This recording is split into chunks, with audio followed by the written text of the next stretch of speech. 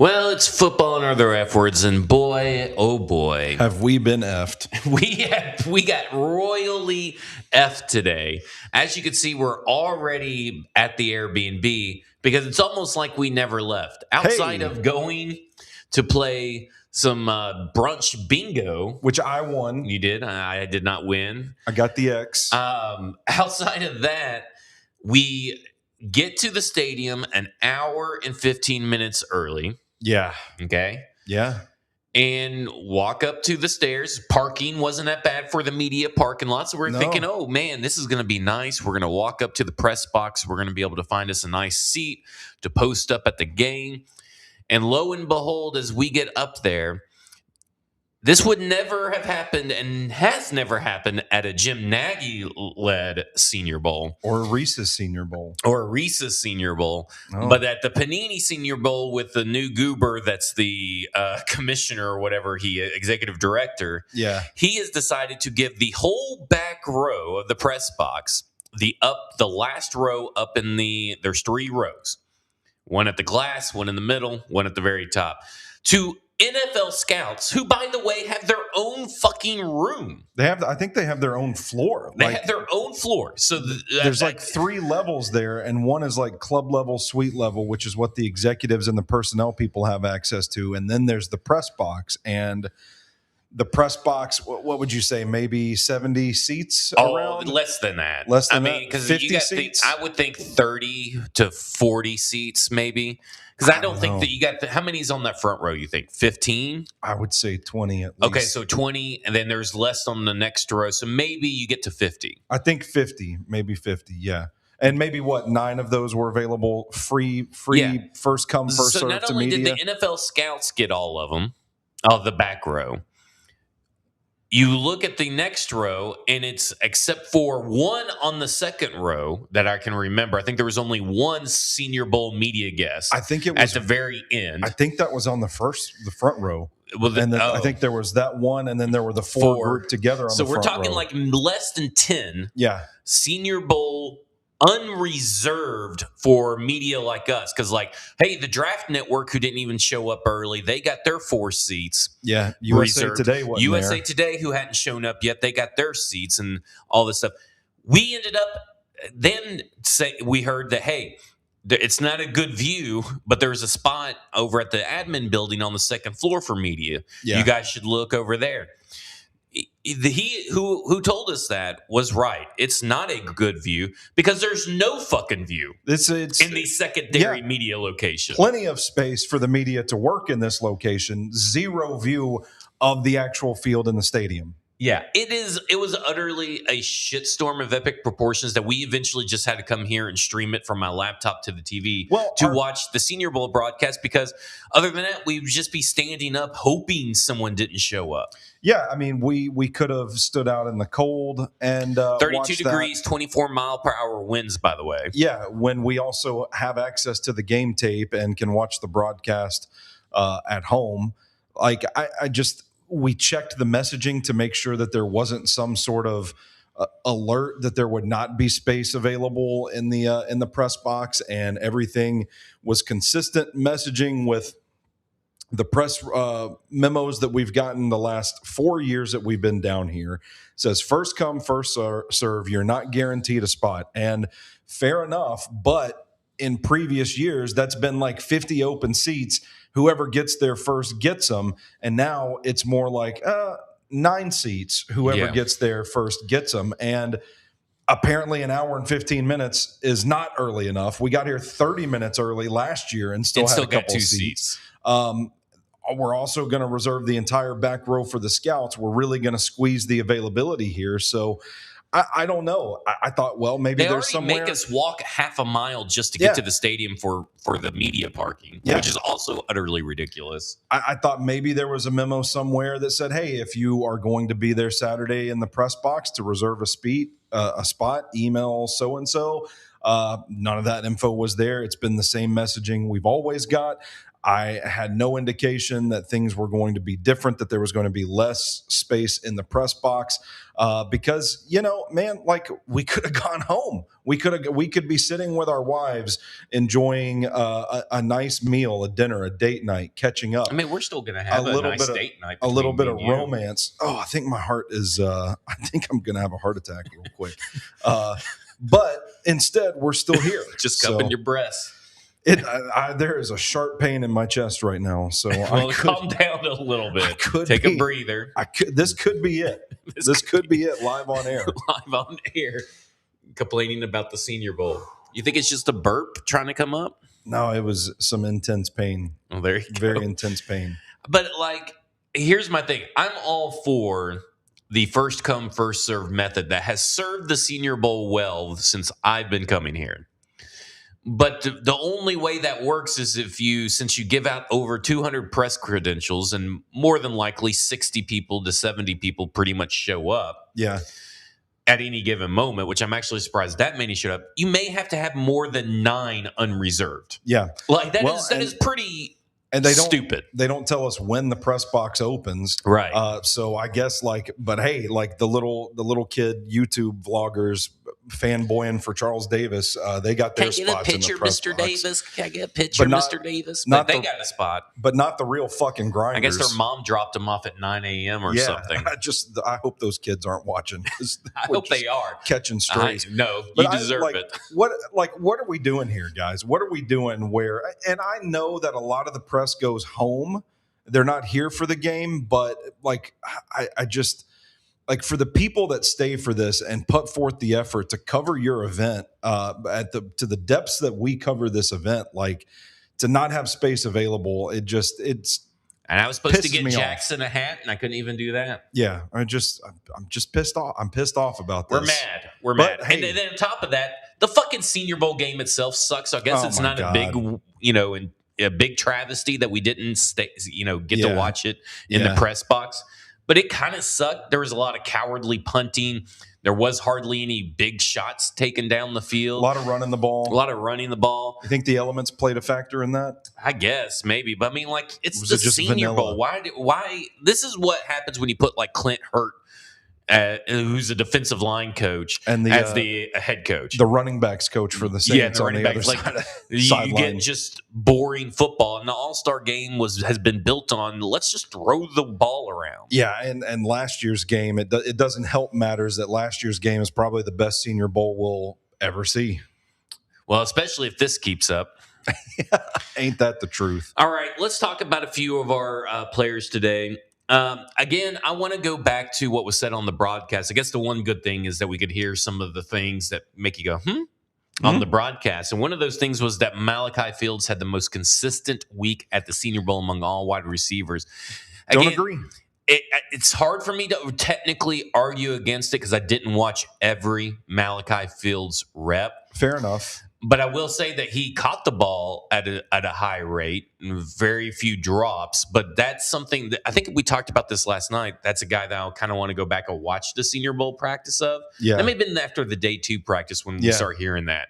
So I do want to go watch the Senior Bowl practices a little bit closer for Malachi Fields. But he had a couple of nice moments in this game, just regular moments. Yeah. Nothing to write home about. But I feel like he was consistent and then popped in a few moments, whereas Tyron Montgomery out of John Carroll, I felt like was just popping out there, popping left and right. Yeah. You know what I'm saying? Rowdy GC says, and let's start going here. Every tight end needs to make sure they have their degree and resumes ready for the workforce. Brother. No joke. Brother. Did you even see DeAndre Rogers out there? He was out there, but they had him in line blocking. I didn't see him running too many routes. 3 tight end drops to start the day. 3 targets to tight ends, 3 drops to start this game. I will say Matthew Hibner out of SMU made a nice catch, broke that streak, and then Kasmerick, the tight end out of Ohio State, had a couple good reps blocking. But yeah, otherwise, rough day for these tight ends. And I'm not a big fan of this class as a whole. I know some people are, but you're really grasping at straws to get a complete prospect. Yeah, if you're I looking think at this group. you're more likely to find a blocker than an impact player. Yeah, your role player kind of guys, which is good for the fine. Titans. Jackson Halls, right? Like, Yeah, how many times did we want the Titans to draft Jackson Halls last year? I just realized Borkacher didn't play today. Oh, he wasn't out there, so had so a there good you week. go. Yeah. I mean, maybe if you're looking for a blocking tight end, which I don't know where that's really going to fall for the Tennessee Titans in terms of priority, I mean, like, but that's about what you're going to 3. get after Sadiq of the is that Sadiq? Kenyon Sadiq. Kenyon Sadiq. Yeah. I don't know why I started calling him Sadiq Charles, and I'm like, I don't think that's right. If you get him out of retirement, if you get him out of retirement, he play tight end. But like, I don't think after him you're really going to find an impact player, at least from this Senior Bowl class, on even day 2. No, I think they're all day 3 guys. That's what I'm saying. Like a late day 3 pick, maybe you address the need, maybe even a UDFA with some of these guys where you can just get the blocking specialist. The real Mike Jones asked you 2 questions. He only really directed them at you. I guess he doesn't want my opinion. So, okay. But he said, who was the best receiver out there, Stoney? And then he follows that up with any day 1 receivers out there. No day 1 receivers out here. And I'm assuming we're talking like draft day 1, not like could they start day 1? Because there might have been a couple of like maybe they could start day 1. You Malachi Fields, your Lewis Bonds. Especially on the Tennessee Titans team. Especially on the Tennessee Titans. But no, I think my favorite receiver this week is still probably Tyron Montgomery. I was a big fan of some of these slots out here. I like Cyrus Allen quite a bit. We talked about Lewis Bond this week, but I still think that Tyron Montgomery's been the most consistently good wide receiver down here this week. And he had some good one-on-one battles with Julian Neal. There's a really good rep in this game. Yeah, they both had. It's one of those games or one of those reps where I think it was Altmaier threw it to him. Is Altmaier the quarterback for that team? No, Sawyer Robertson at the time. Yeah, and didn't have a great day either. It wasn't in the right spot. I mean, it was close, but not close enough. But like Montgomery did well to kind of create enough space for the ball to come to him, while Neal stayed just close enough to be able to make a play if he needed to make a play. It's really unfortunate. It's a good rep by both players, and you don't get to find out who wins it because the ball is so off target, right? Yeah. I felt like Montgomery won the release, like gets the separation, restacks over in front of Julian Neal, but Neal does a good job of not panicking. He puts his hand out, kind of establishes that point of contact, and really trails Montgomery very well. Gets angled so that if the throw is going to be a completion, it has to go over and out in front of Montgomery. Yep. And you never know what would have happened because the ball was so off target. I don't think either guy, like they might have gone to the ground trying to get to it, but really want to know, like, would that have been a catch for Montgomery, or would Neal have been able to disrupt that pass? But good on good there. And Julian Neal has looked good all week as well. Yeah, Ephesians Prysock was another defensive back that caught my eye. He had some really good reps out there. He even had a good rep on Tyron Montgomery as well. I think Tyron Montgomery could have won the rep if he didn't. He got a little too cute at the line of scrimmage down in the red zone. If he would just relied on his first step like he has been all week, he probably would have got open for a touchdown. Yeah. But I did think Ephesians Prysock had a couple different reps on different styles and different kinds of wide receivers where you're like, okay, you can understand why he's called Prylock. While we're talking about defensive backs, I would also mention Chandler Rivers out of Duke. He's a guy that game today. Yeah, we haven't talked a whole lot about this week, but he really showed up in the game today. Coverage was tight, and then the open field tackling on one play, he saves a touchdown. Yeah. I mean, he brings the receiver down. If he doesn't make that tackle, homeboy's off to the races. And then there's another one where it's like third and short, third and intermediate, and it's like a quick out route to the flat, and Chandler Rivers is there. He's tight. He wraps up. He makes the tackle, forces the punt. Those are impact plays. Now, this is a guy you're talking about that's like 5'9". But this could be your next great Kenny Moore, your next great slot corner. He looks like a slot corner, and where his stock is at right now, a day 3 guy, I don't know what you do with Marcus Harris if you're the Titans, because he was kind of forced to play outside because of the dominoes in the cornerback room. We're kind of thinking he's probably going to be in this team's plan in the nickel, but if not, if you want to try Marcus Harris outside and build there, Chandler Rivers would be a great value add later on in this draft that could probably come in after the week he's had today. Looks like a guy that can hang with talent at the next level. Yeah, I think when you're that physical and you're in the slot, that's exactly where you want to be. Yeah, for sure. And he was one of those guys that had a pretty consistent week. And I do think that there is a opening for the Titans because we don't know what they're going to do with Marcus Harris, like you said.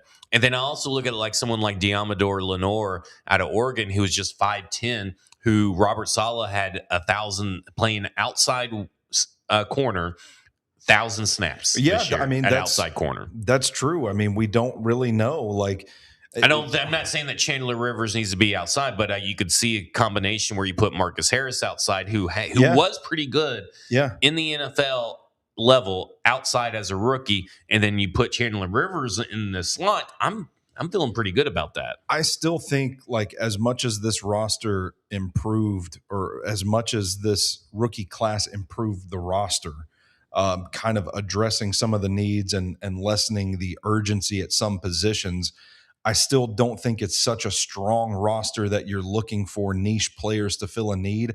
I am still of the mindset, just get good players in here. And this would be a case where you get a guy like Chandler Rivers and you sort that out in training camp through the preseason too.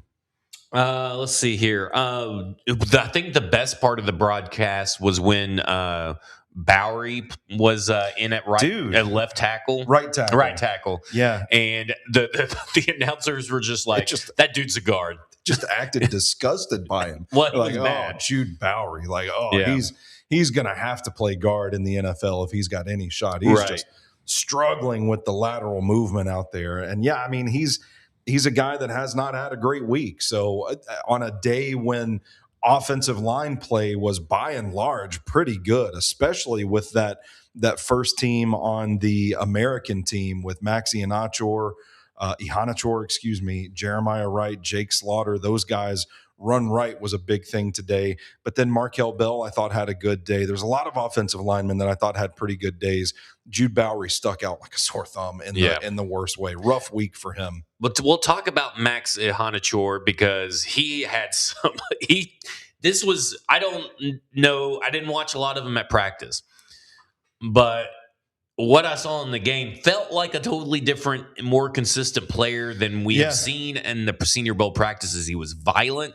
He was taking guys to the ground. He was effective in the run game, the pass game. Talk about what you saw from him. Yeah, that's kind of the Iheanacho experience. And day one was a slow start for him. He had a really good day two, hoping that would lead to a great day three. But it was an okay day three. The practices, I think, by and large, you're in the stands, you're talking to media people, you hear the scuttlebutt from the scouts, and they're saying, oh, yeah, he's done enough this week. But then he comes out in this game, and man, it's the movement ability. Like it's his ability to get outside, lead blocking on these screens. I know he ended up one-on-one with Chris Johnson on the Jade Knott touchdown run, but that's still emblematic of his ability to move, to get out in space, to make a man miss. I think he plays with pretty sound technique for a guy that is still pretty young in his football career. But for me, the big thing about Iheanacho, the most endearing trait, I love it in an offensive lineman when he's just got that nasty streak, when he's just mean. And there were a couple of times today where he had a couple of pancakes where like the play was probably over. Like you just knocked your dude on the ground. You don't need to like drive your hands into him and you don't need to flop down on him, but he did it anyway in an all-star game setting, no less. So I think Iheanacho, man, you listen to the broadcast and they're kind of talking like this guy solidified himself as probably a second rounder that can probably maybe creep into the first round in an offensive tackle class that honestly doesn't have a whole lot of star power. So I think he had a great he could not have capped off his week any better than he did today. It was a great game for him. Listen, it could be because of the wind and that's why they ran the ball so much. But I did think that some guys made themselves really a part of the RB2 conversation in this draft class. Yeah. I think you could look at Mike Washington. So smooth, so quick. So smooth, and he's so explosive. I thought Jaden Ott had a really good game. Really good burst, really and good stutter Seth step. McGowan. Holy explosive crap. run. That dude is explosive. Yeah. Made himself probably a little bit more money today. I thought a guy that probably lost money, even though he had a great week of practice, Adam Randall. I mean, critical Tough drops, spot. and then he's all of a sudden, it was Colin Lacey that caught the ball. Was he the Louisville wide receiver? And you just see Randall streaking And then you just see Randall streaking down the field like he's going to block for him, but he just blows by every defender. Instead of blocking any of them. Like, I don't know what he was doing. So critical drop by Adam Randall. But I did think the running backs were the main offensive, I guess, weapons today. Yeah. And when they were used, Jaden Ott, Seth McGowan, even Keelan Black, and Mike Washington, I think all made really good money. But I still love this Mike Washington kid. Yeah. I think there's something there with him. And I'm not saying the Titans need to draft him, but just someone to put on your radar. I'm just very interested to see how his draft journey is. Yeah, me too. To talk about Keelan Black a little bit, man, that dude is a hard runner. And he was a dependable option on some of the checkdowns for the quarterbacks today in a game where the wind's ripping around the stadium like it was. Like, that's a valuable asset. I thought he showed up and improved his stock this week as well. And, I mean, even Jamari Taylor had a pretty bad drop in this game. But other than that, like, he had a few big runs in this too. Yeah. Like, this is a game where clearly running the ball was a priority. And I think by and large, the running back group stepped up, minus Adam Randall. Yeah. Another guy that I kind of want to highlight just real quick, because we talked about the tight ends, but I want to go back to corner just real quick and talk about Thaddeus Dixon. Okay, yeah. A corner out of North Carolina, has the look, has the build, and even when the play wasn't really coming to him, he was with his guy. Like, when you watched him in coverage, he was doing his job and doing his job well. I really liked what I saw from Thaddeus Dixon all week. A very under the radar, steady performer. Yeah. And I really liked what I saw in the game as well. Yeah, absolutely. Well built guy that has some closing speed and has some play recognition. Like you said, like he's got an ability to stick with his guy. He's one that I'm really eager to get back home and open up the North Carolina defensive tape to study him a little deeper. What about the Diego Pavia peanut punch? Hey, put him at safety. Put him at safety. It's what we've been Pavia. saying. I mean, like, he went out there, went right after the ball on a fumble, knocked it out of the player's hands. I thought that was pretty impressive. That's probably that may have been the national team highlight. Like, to be honest. Hey, I don't know. Drew Stevens hitting a 51-yarder to get the national team. 25 mile per hour Yeah, wins. that was pretty impressive. His stock's up too. Iowa kicker. Let's do this. Let's go and close out. Let's talk a little bit more offensive line play, but also talk about the pass rushers and nose tackles and linebackers. Okay. And I kind of want to start with this: the great fish, Caleb Banks. That's what I was going to ask. Like, how did we get there? Somebody on the broadcast called Caleb Banks the great fish. The great fish. Never heard that one before. Never heard of it. Man, he had Keelan Rutledge in a blender today. I was kind of surprised by that because Rutledge has had a pretty steady week and Banks has been a little up and down, but he hit a gnarly spin move for a guy that big. I don't think, it looks like you're going to have to invest a premium pick to acquire him, and I can't see the Titans doing that.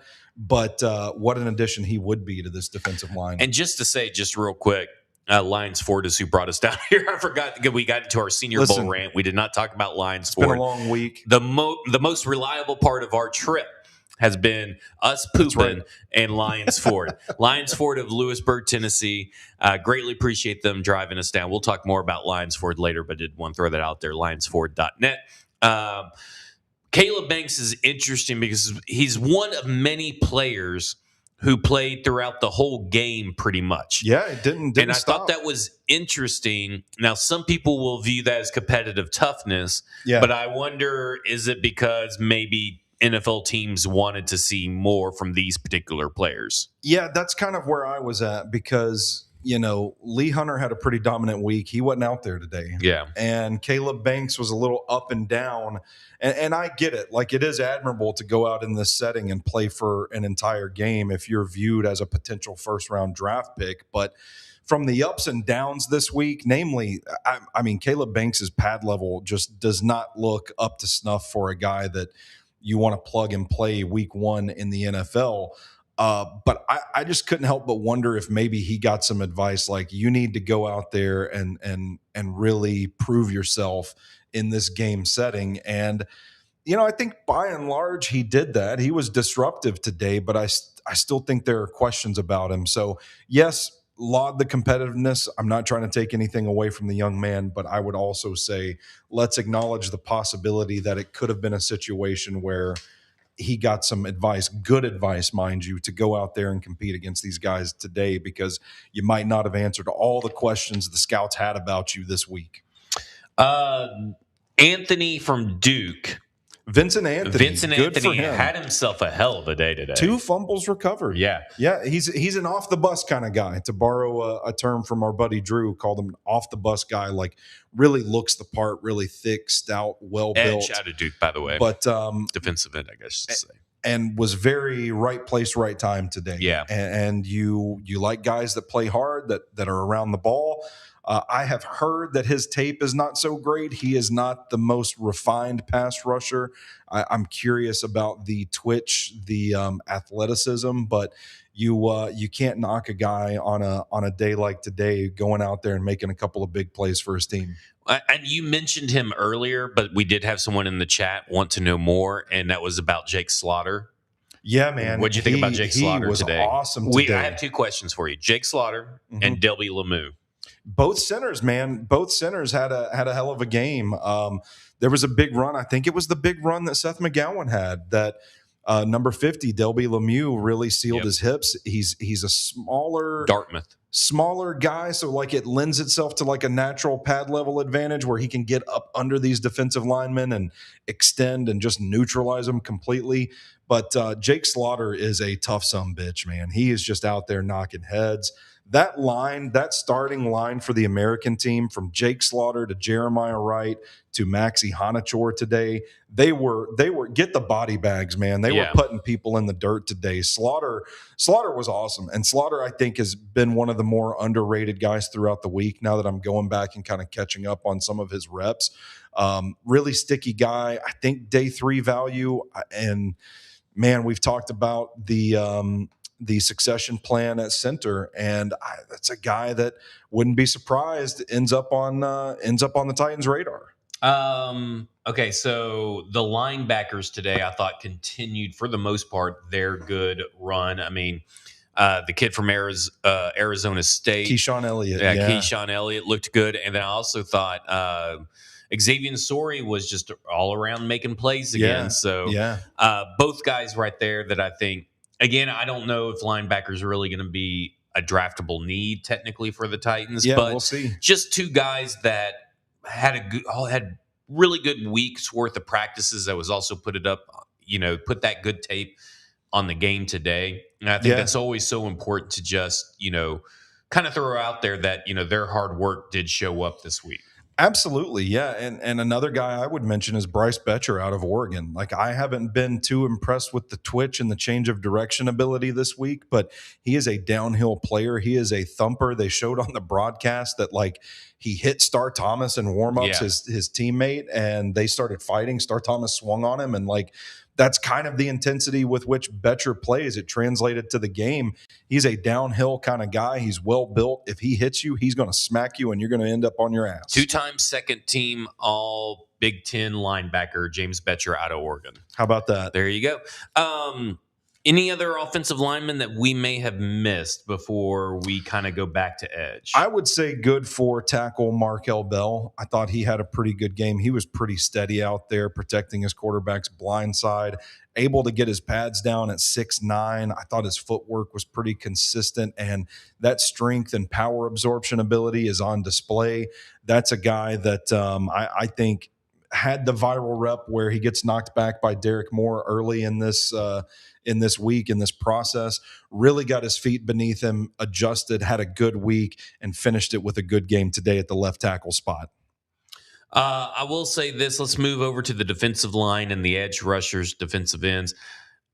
I said it yesterday. I brought up his name yesterday, if I'm not mistaken, but Rayshon Benny He had a day. had another really good day. He showed up in the backfield a few times, but that is a guy that's been able to knife through. Yeah. And he, to me, I kind of want to go see. Did Michigan just have, because there was a few people there, there's two Michigan edge rushers and a defensive lineman, Rayshon Benny. Who was the other guy from Michigan? That was 9. No. Derek Moore was 8, but he didn't play today. He did not play today. Did he? I may be I may be looking at Zion Young in Missouri. I thought there was another Michigan guy besides those two. Are you thinking about Chris McClellan, the Missouri helmet? Maybe. Yeah, I get those. He was the guy I was going to mention, yeah. But either way, I would say that Rayshon Benny made himself some money this week. He's a guy that I think could be on the radar for the Tennessee Titans as well as Derek Moore, because if he's still there around the 4th or 5th round, and let's say that you do end up, per our discussion yesterday, like, hey, we don't like the personality fit or the work ethic or whatever to Tavondre Sweat.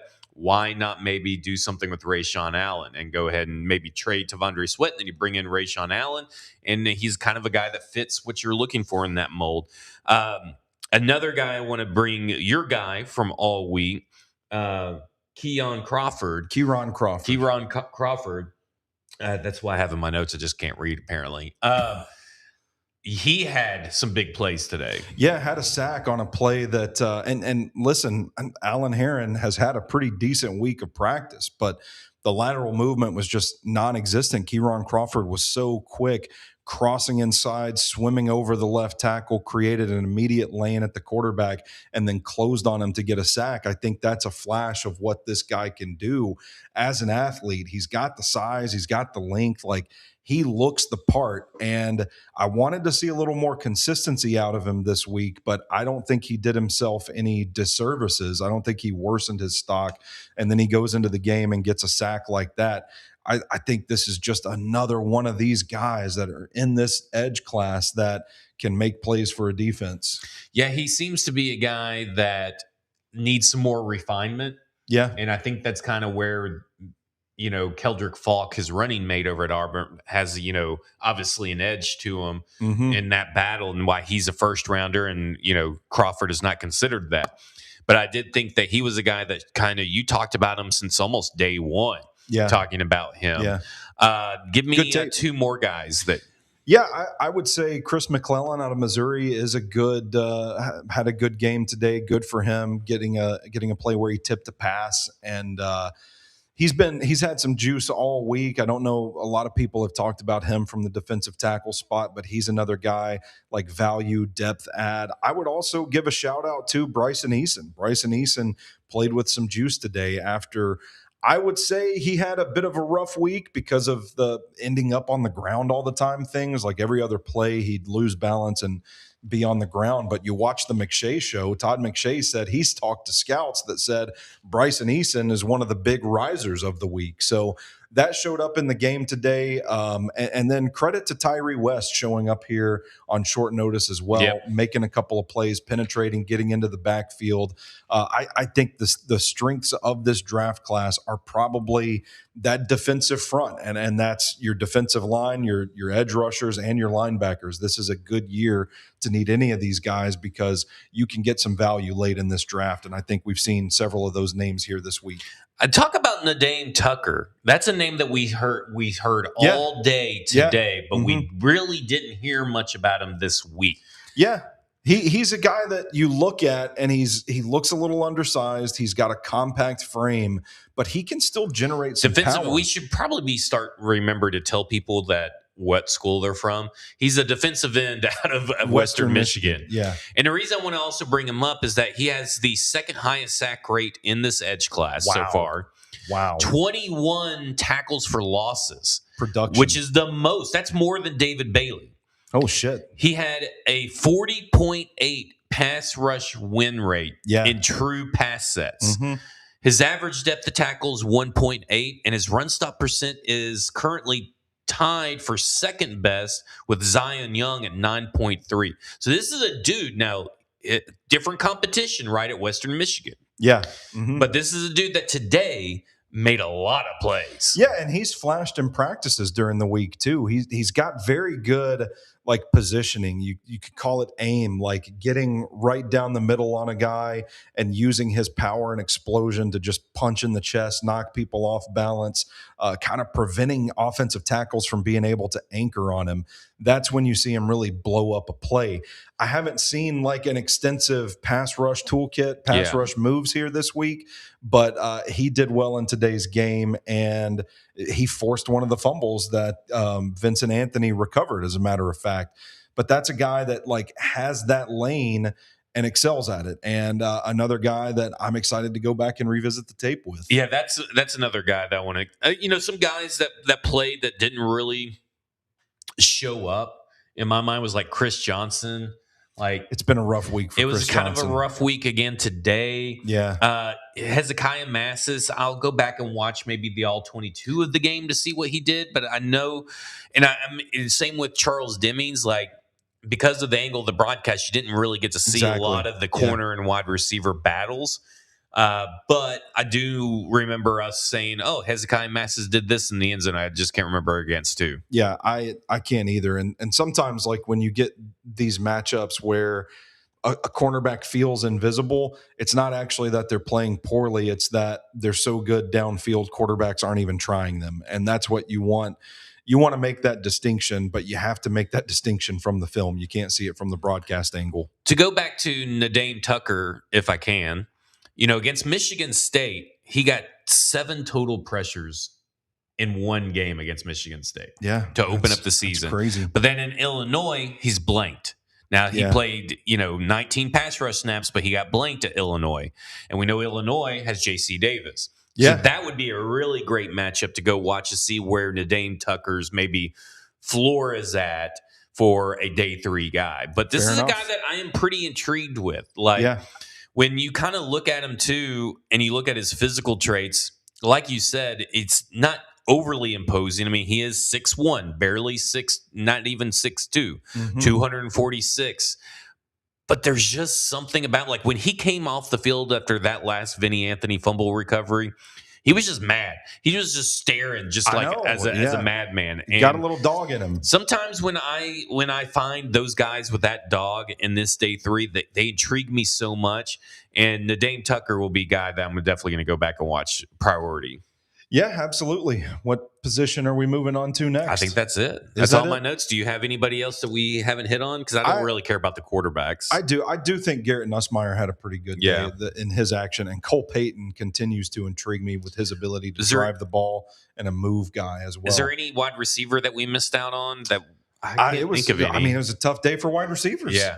there's a play where like Cyrus Allen and the tight ends all kind of sucked for the most part. So we hit on that. I can't think of anybody that we're missing. I want to say good for these guys because we didn't talk about them a whole lot. They didn't have the reps going viral on Twitter this week, but they were kind of steady and consistent. And I'm happy to see it rewarded with production in this game.